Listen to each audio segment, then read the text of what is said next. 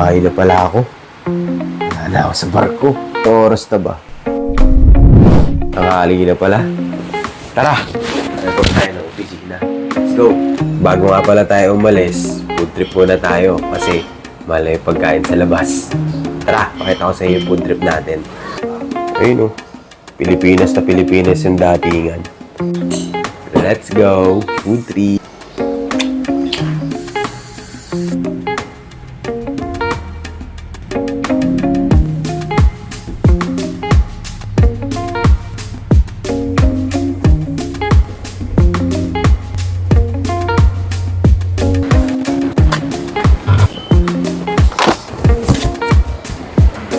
Scooter gaming nga pala tayo kasi sira pa yung gulong ng big bike natin. Alitin pa, hindi wala pa akong time para makapagpalit.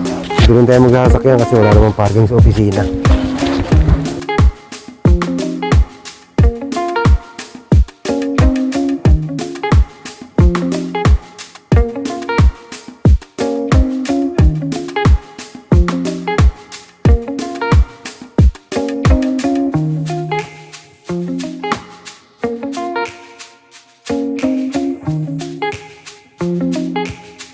Bakit nga ba tayo magre-report ng opisina? Within 72 hours na nakauwi na tayo ng Pilipinas galing ng barko or galing ng ibang bansa, dapat makapag-report tayo ng opisina. Ito na rin yung time para makapag-file tayo ng claim ng final wages natin and yung leave pay. So madali salita, para makuha natin yung natitira nating sahod. At syempre para makausap na rin natin ng formal yung crewing manager natin kung kailan yung availability natin. Pwedeng ito na rin yung time mo para masikaso mo yung mga kulang yung documents or mga pa-expire mo na trainings or other important documents. Ayun lang, ganun lang kasimple. Hindi na ako nag-video sa mga susunod na to. Bawal kasi mag-video sa opisina namin.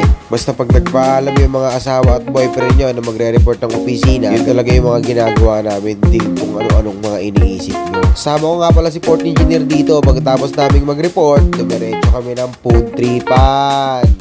Tara, food trip tayo. Napag-tripan lang namin ni port engineer na mag-food trip kami sa Vikings. Medyo matagal-tagal lang yung hintayan pag walk-in tayo. Isa na rin kasi sa banding namin sa barko ang mag-food trip. Kasama na rin si third engineer, kaso wala si third, nasa probinsya na. Hindi na rin ako nag-video, in-enjoy ko na rin yung pagkain. Bumalik na pala ako agad ng opisina para kunin yung motor ko. Salamat sa panonood. Follow for more.